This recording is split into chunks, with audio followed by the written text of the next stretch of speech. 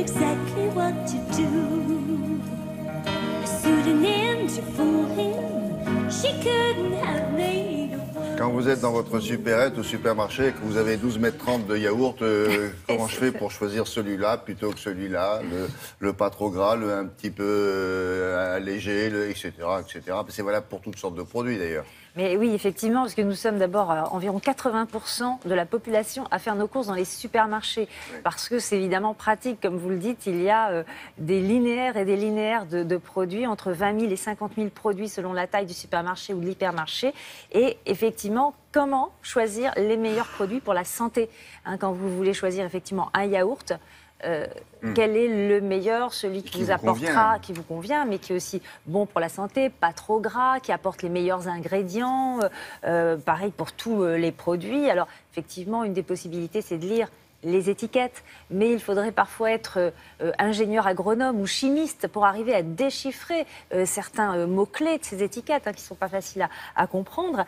Et puis, alors, ce qui va se passer certainement dans le futur, c'est qu'on aura des logos nutritionnels, hein, tout ça est en cours d'expérimentation. Alors ça va aussi faciliter la vie des consommateurs, mais pour l'instant, comment faire? Alors effectivement, je vous propose un guide d'achat pour bien manger, pour bien choisir ses aliments dans les supermarchés, choisir les meilleurs pour sa santé.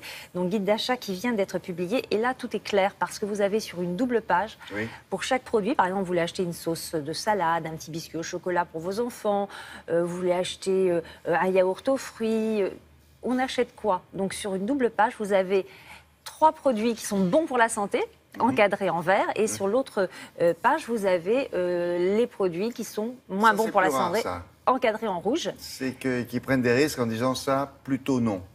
Exactement. Hein. Ça, et vous avez ça pour chaque catégorie de produits. Et donc, je vous propose un petit tour au supermarché avec le docteur Jean-Michel Cohen, qui est nutritionniste et qui est l'auteur de ce guide. Et vous allez voir effectivement comment acheter au mieux un certain nombre de produits que vous avez l'habitude de mettre dans votre caddie.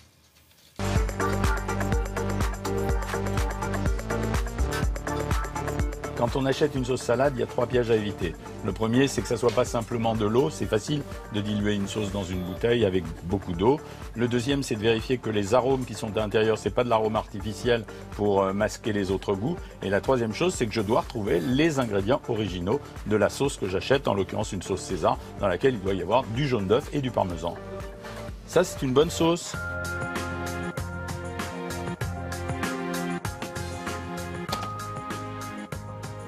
Quand j'achète des biscuits, je fais très attention parce que le marketing est fondamental et notamment pour les enfants. Là, j'ai un biscuit qui s'appelle palmier aux framboises. En réalité, quand je regarde la composition, c'est de la poudre de framboise pour quelques pourcents.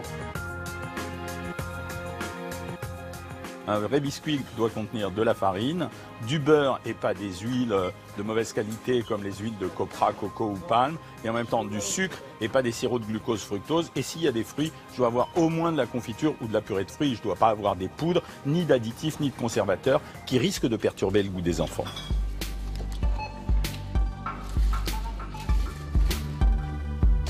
Quand j'achète ma soupe, je choisis une soupe où il y a minimum 40% de légumes parce que le reste, ce n'est que de l'eau. Et puis, je vérifie que la liste d'additifs ne soit pas trop longue. Et s'il y a des huiles à l'intérieur, j'essaye de trouver celles qui sont de bonne qualité, colza, olive ou tournesol.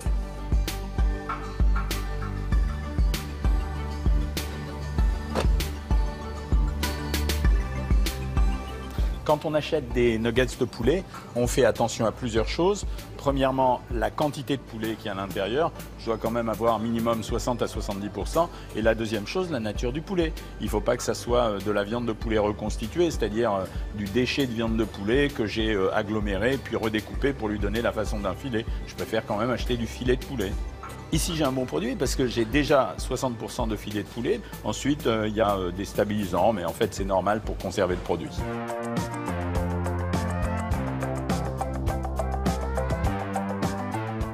Pour les yaourts, il y a des pièges à éviter parce qu'on a souvent tendance à acheter les yaourts qui nous rappellent notre enfance, les pseudo-yaourts à l'ancienne. Quand je regarde celui-là, la composition, lait partiellement écrémé pasteurisé, lait concentré écrémé, sucre 8,4%, bon, c'est du yaourt industriel. Et puis ici, dans celui-ci, ça n'a rien d'artisanal malgré la présentation.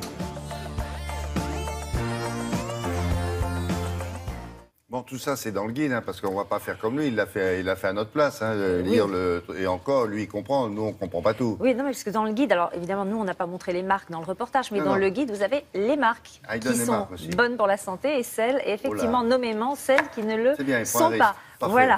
Et puis, on s'aperçoit aussi que bien manger, c'est pas forcément choisir les produits les plus chers. Donc, si vous voulez en savoir plus, donc le guide d'achat pour bien manger du docteur Jean-Michel Cohen aux éditions First. Merci beaucoup, Brigitte. Avec Anne-Christine.